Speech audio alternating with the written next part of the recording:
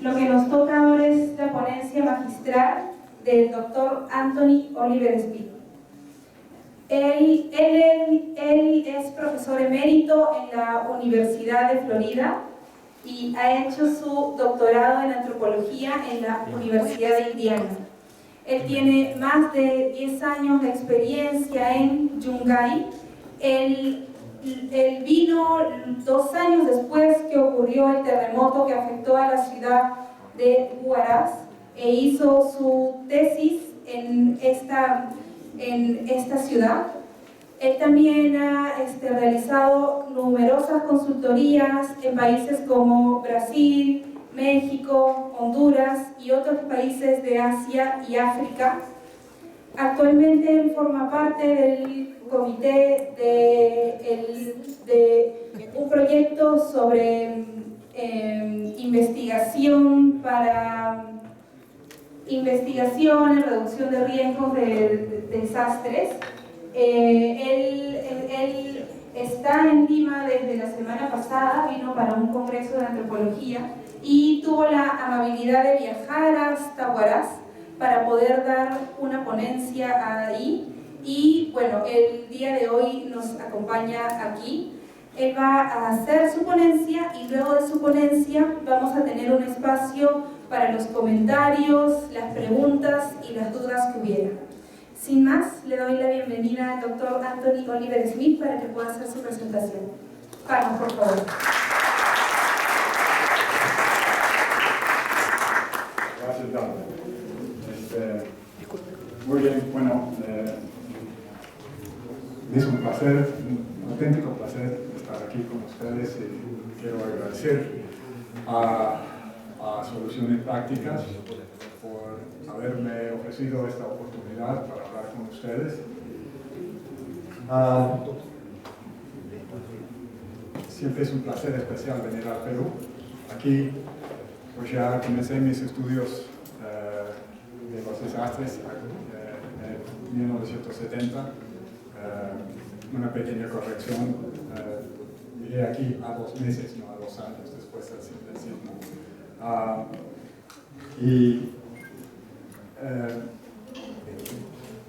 ¿Cómo hago para avanzar esto?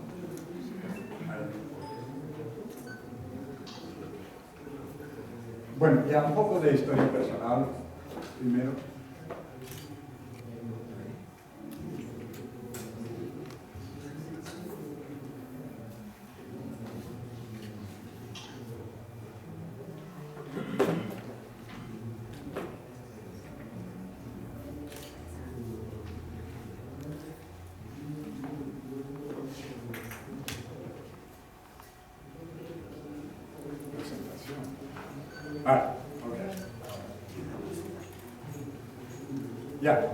Ahora está. Bien, entonces, como dije, yo llegué aquí a los 2 meses después del sismo. Había trabajado en Yungay antes, en el año 66, y realmente estaba preparado para hacer mi trabajo de investigación en Yungay antes del sismo. Sé que iba a venir en septiembre del 69 y quedarme hasta septiembre del 70. Cuando surgió una serie de problemas familiares en los Estados Unidos, tuve que postergar mi viaje. Y entonces lo que pasó es que, bueno, ya, como todos saben ustedes, pues ya el 31 de mayo de 1970, pues con el terremoto de Yungay,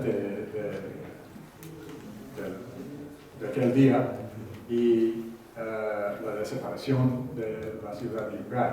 Entonces, si hubiera podido seguir con todos mis planes programados, pues es muy probable que no estaría aquí con ustedes hoy en día. Pues yo soy hasta cierto punto, y no quiero exagerar el caso, pero soy indirectamente un sobreviviente de Yungay, lo cual me da un cargo especial en eso.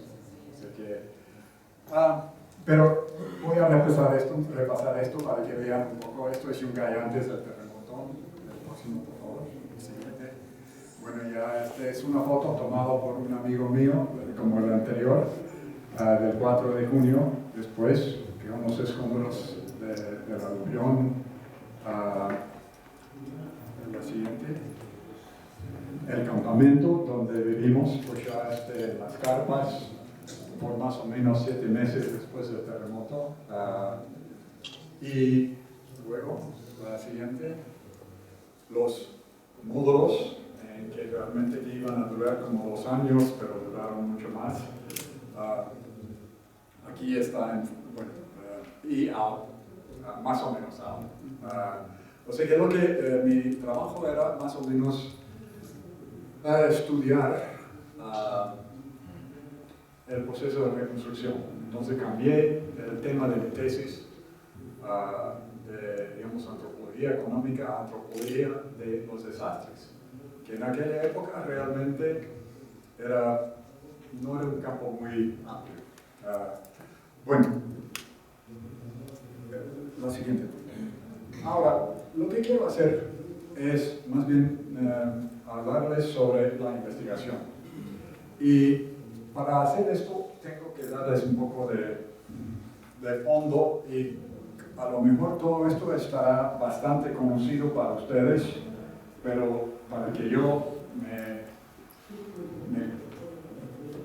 lo coloco dentro de un cuadro más amplio, pues lo voy a mencionar muy brevemente.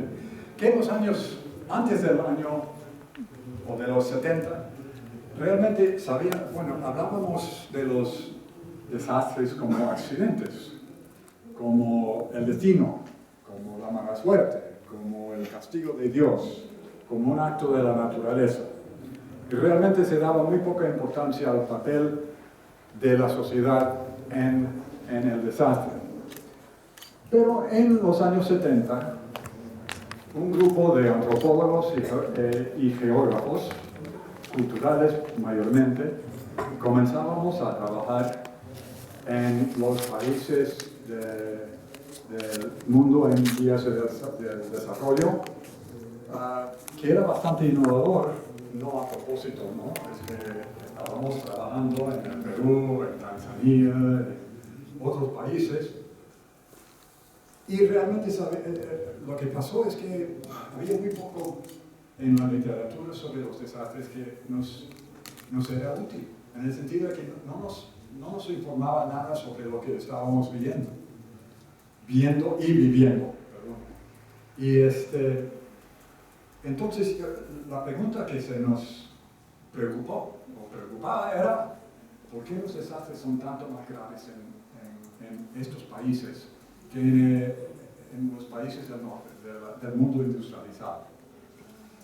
Y entonces ya comenzamos a formular, a conceptualizar la idea de la vulnerabilidad.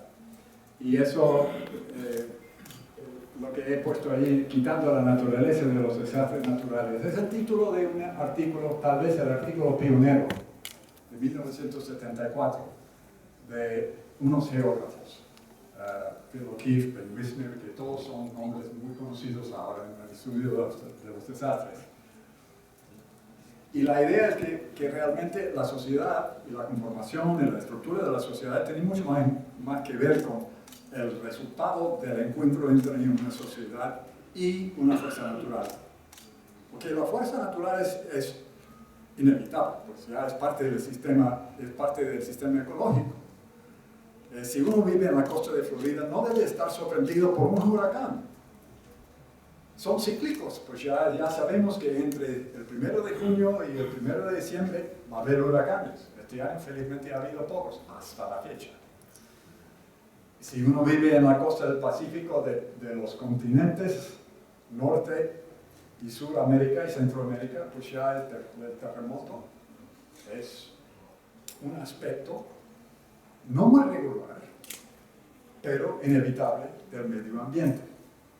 Entonces, realmente lo que pasa así con la vulnerabilidad es que realmente la sociedad tiene mucho más que ver con el desastre que la fuerza natural. La fuerza natural es necesaria para que haya un desastre, pero la coyuntura de una sociedad y una fuerza natural no necesariamente tiene que resultar en un desastre. es el patrón de vulnerabilidad, históricamente heredada por procesos que han estado en marcha por mucho tiempo. Bueno, en algunos casos no tanto. Podríamos hablar bueno, yo en alguna época, en algún momento, escribí un artículo sobre el terremoto de 1970 y lo di el título, el terremoto de 500 años. Porque yo buscaba las raíces de la vulnerabilidad en el Perú. Y iba excavando hasta que me llega la conquista. Entonces, porque yo sabía, bueno, no es que no había desastres durante la época precolombina, sí había, pero también había adaptaciones. Pero los cambios sociales, políticos y económicos de la colonia, de la conquista y la colonia, socavaron, sabotearon hasta cierto punto, sin intención. No era la intención de los españoles socavar así o destruir las adaptaciones, pero era el resultado de los cambios que ellos instalaron, ¿ya? Entonces, desarrollamos la idea de la vulnerabilidad, y entonces de ahí viene la palabra riesgo. O sea, la vulnerabilidad más amenaza equivale al riesgo. Ahora, el concepto de la vulnerabilidad, y no voy a pasar mucho tiempo de eso, tiene que ver con las características de una persona o un grupo que le rinde susceptible a los impactos de una fuerza natural. Y claro que no, siempre odio cuando la gente da un discurso y lee sus PowerPoints. Entonces están allí para que lo vean, no necesitan que yo los vea. Entonces ya, la segunda, por favor, la siguiente. Este es el modelo, uno de los modelos más usados, más conocidos de la progresión de la vulnerabilidad, que es el modelo de Blakey, Cannon, Davis y Wisner, que ya tiene una segunda edición del libro en 2004, creo. Pero ahí tiene así la progresión de la vulnerabilidad, las causas de fondo, presiones dinámicas, condiciones inseguras, amenazas, la combinación, riesgo, igual a amenaza más vulnerabilidad. Ahí, la siguiente, por favor. El riesgo. Ahora pues ya también quiero hacer resaltar, como lo he puesto en letras grandes aquí, en consecuencia el tratamiento que se dé al riesgo y su reducción debería ser considerado dentro de los marcos del desarrollo y su gestión sectorial, social, ambiental y territorial. He mentido, pues lo he leído. Pero quiero hacer resaltar lo que ha dicho mi amigo Alan Lavelle aquí, que todo esto se ve o se debe ver dentro del marco conceptual del desarrollo. Es importante que conceptualicemos la reducción del riesgo dentro del marco conceptual del desarrollo.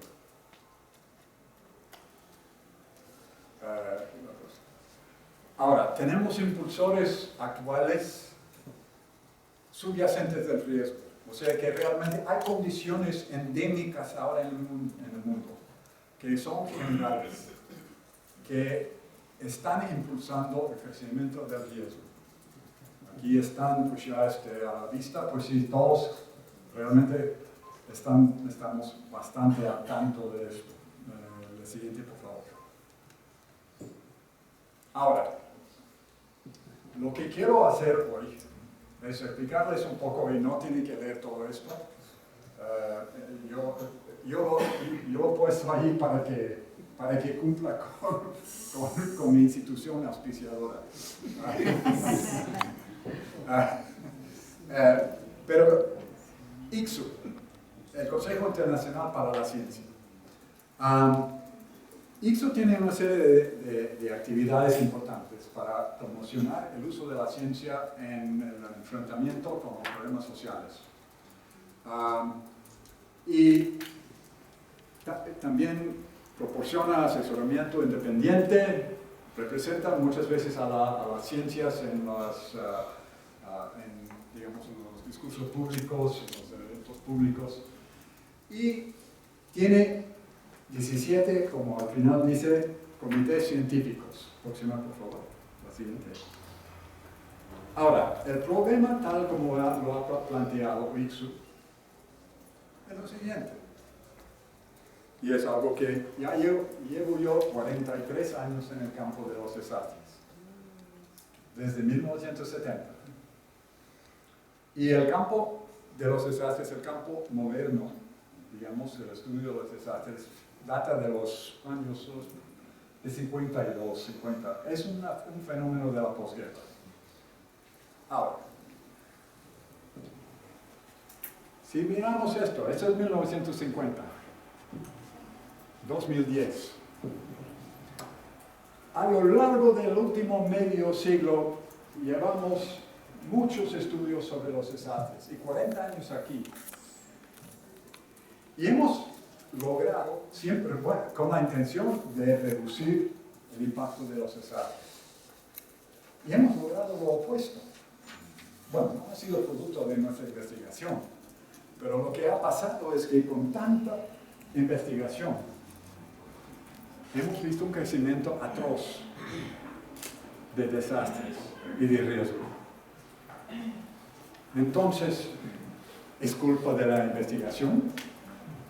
¿Nosotros somos los impulsores así del riesgo?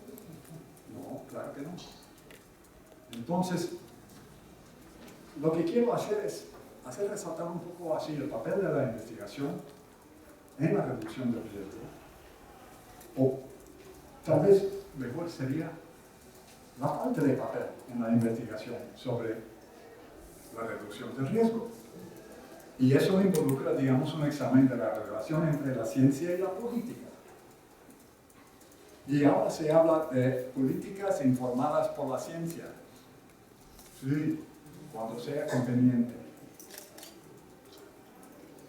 Y lo que eso involucra es que estamos viendo muchos impulsores en nuestro periodo contemporáneo, en que realmente se ignora la ciencia y se promociona acciones impulsadas por otros motivos. Y esos otros motivos, en algunos casos, han reducido el riesgo, pero en otros casos están construyendo el riesgo. Y esto, entonces, ¿cuál será el papel de la investigación en esta situación? Como investigadores, podemos proceder tomando en cuenta que tenemos 50 años, casi 50 años, documentando los impulsores, bueno, los desastres. La siguiente, por favor. Bueno, ICSU ha elaborado un proyecto sobre los desastres. Ellos han dicho que, bueno, se han dado cuenta de que los desastres en el mundo contemporáneo son un problema muy, muy importante. Millones de muertes y miles de millones de personas afectadas, pérdidas económicas increíbles, y ICSU se ha enfocado en el problema de los desastres y la reducción del riesgo, conformando un comité científico para la investigación integrada sobre el riesgo de desastres, que eso se llama IRDR, Integrated Research on Disaster Risk, que realmente tiene su enfoque sobre la reducción de riesgo en desastres y que involucra una perspectiva integrada, es decir, de integrar amenazas, culturas, disciplinas, escalas. ¿Qué quiero decir con la palabra escala? Escala temporal y escala espacial en el análisis de los desastres. Uno de los problemas de los desastres, del estudio de los desastres, es que ha sido, o ha tenido, digamos, un enfoque bastante limitado, espacialmente y temporalmente. Es decir, se ha enfocado en un lugar donde ha ocurrido el desastre, sin tomar en cuenta que la causa, el impulso, el impulso, el impulsador de desastre puede estar en otro continente. Y que las raíces del desastre pueden tener 500 años, como propuse yo en mi artículo. Entonces queremos ampliar, digamos, el análisis, ampliarlo espacialmente para tomar en cuenta causas que pueden originar en otro mundo, a medio mundo de distancia, y muy profundo en la historia. Bien, tenemos 4 proyectos. RIA, que es interpretación de riesgo y acción.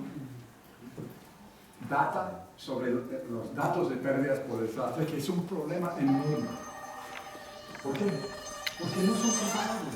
Cada país tiene su propio sistema de registrar datos. Entonces, ¿cómo vamos a comparar lo que pasa en el Perú con lo que pasa en Tanzania? Aunque tengan ciertas características en común, pero no podemos compararlos si los datos no son comparables. Entonces, hay un grupo de trabajo dedicado a tratar de resolver, de solucionar el conflicto en los sistemas de coleccionar datos y de registrar información. AIRDR, que es impronunciable, evaluación de estudios integrados de desastres. Bueno, evaluación de estudios integrados de desastres parece que es un trabajo enorme. Si yo en 95 escribí un artículo sobre la antropología de los desastres y tenía 167 referencias, ahora van por más de 1000.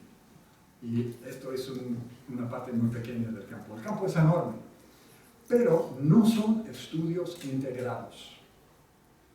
Entonces, el enfoque es mucho más preciso, mucho más específico. No hay tanto.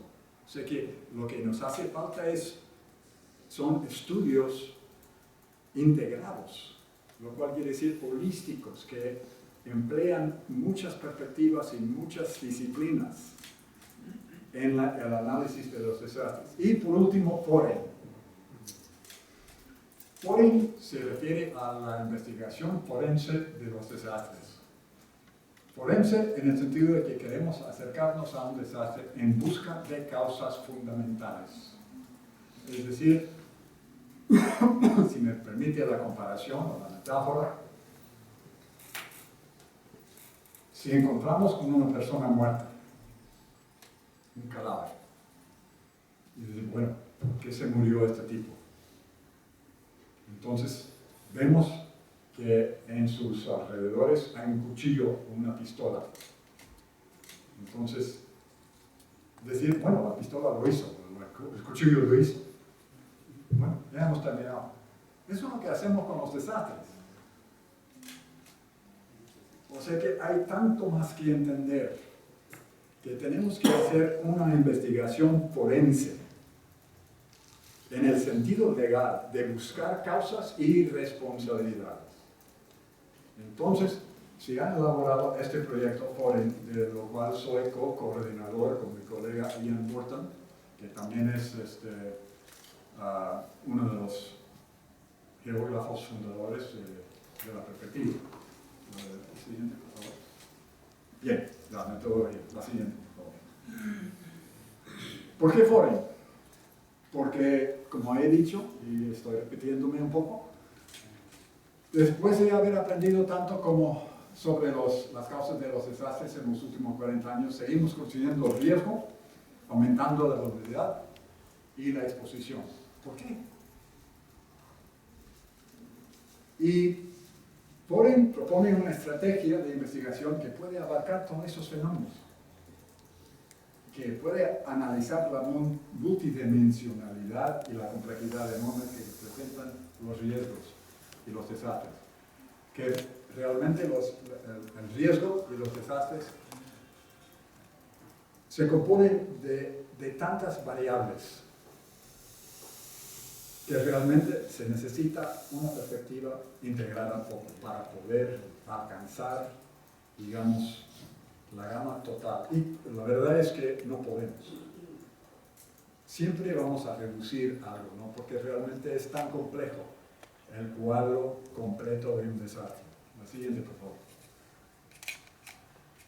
La orientación básica es una ecología política de los desastres.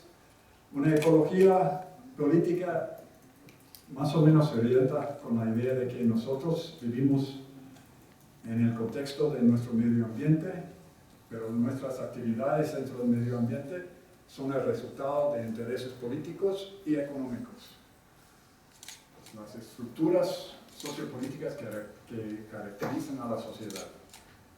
Entonces ya las relaciones que tenemos como seres humanos no son, con el medio ambiente, no son directas.